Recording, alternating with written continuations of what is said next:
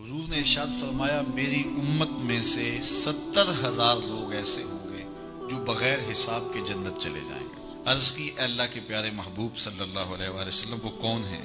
फरमाइए, वो खुश नसीब हैं जो शिरकिया दम तलब नहीं करते।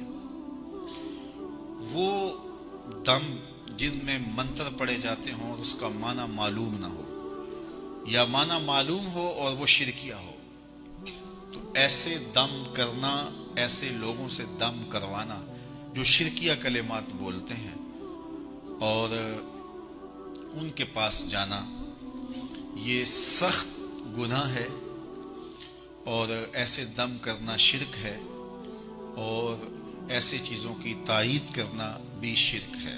हाँ, अगर कुरान मजीद के पाकीज़ा कलेमात के ज़रिए से कोई दम करता है तो उसमें कोई हरज नहीं है। जिस तरह सहाबा एक सफ़र पे गए तो किसी को सांप ने काट लिया तो उन्होंने सूरा फातिहा पढ़ करके उसको दम किया और अल्लाह ने उसकी बरकत से उसको शफा भी अता की। तो अगर कुरान मजीद के कलेमात से दम किया जाए तो इसमें कोई हरज नहीं। दम कभी कोई आ जाए तो कर देना चाहिए। दम दरूद की ये दुकान नहीं डालनी चाहिए।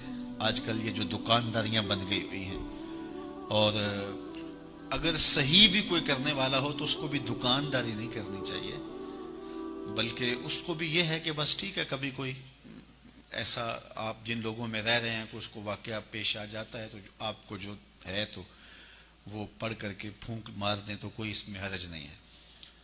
और उसके और भी तरीके हैं। सिर्फ दम पर ही कर लिया जाए, दुआ छोड़ दी जाए, जबकि मुश्किलात में, दुखों में, अजियतों में दुआएं मांगने की हमें तलकीन की गई है। मुख्तलिफ तरीके हैं। बीमारियों से डॉक्टर के पास भी जाएं, दम भी करवाएं, दुआ भी मांगें, सदका भी करें, सिला रहमी भी करें। बहुत सारे जरिए आप कोई भी इख्तियार कर सकते हैं।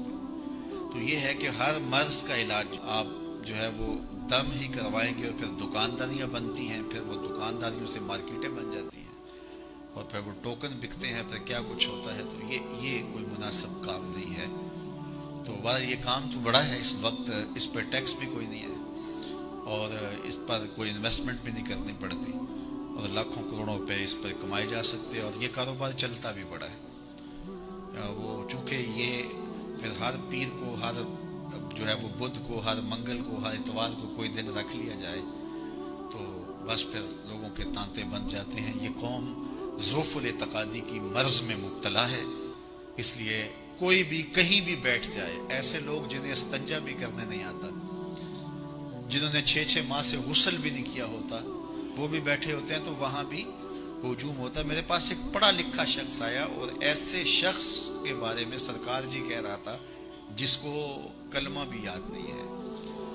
तो जहालत ये नहीं है कि अगर कोई स्कूल, कॉलेज या मदरसे का ना पढ़ा हुआ हो तो वो जाहिल होता है। बाज लोग डिग्रियों के बावजूद भी जाहिल होते हैं। शऊर की दौलत ये अल्लाह की अता है, जिसको चाहे अता कर। मैंने देखा बड़े बड़े पढ़े लिखे, समझदार, संजीदा, मतीन, बाज अहम ओहदों पे फायजुल मराम लोग, लेकिन वो ऐसे लोगों के पांव में बैठे हुए होते हैं जो जाहल, उजड़ और गंवार किस्म के होते हैं, जिन्हें बात करने का सलीका और तहजीब भी नहीं होती, जिनके बदन से ताफुन और बदबू उठ रही होती है, 6-6 माह, साल नहाए नहीं होते।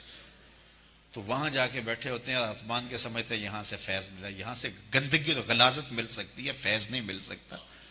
तो ये जहालत है हमारे मुआशरे के अंदर।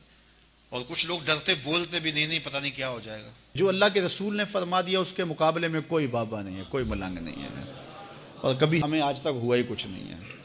वो एक बंदे ने कहा ये तबाह हो जाएगा, बर्बाद हो जाएगा, मैं अल्हम्दुलिल्लाह अभी भी रसूलुल्लाह के दीन के गीत गा रहा हूँ।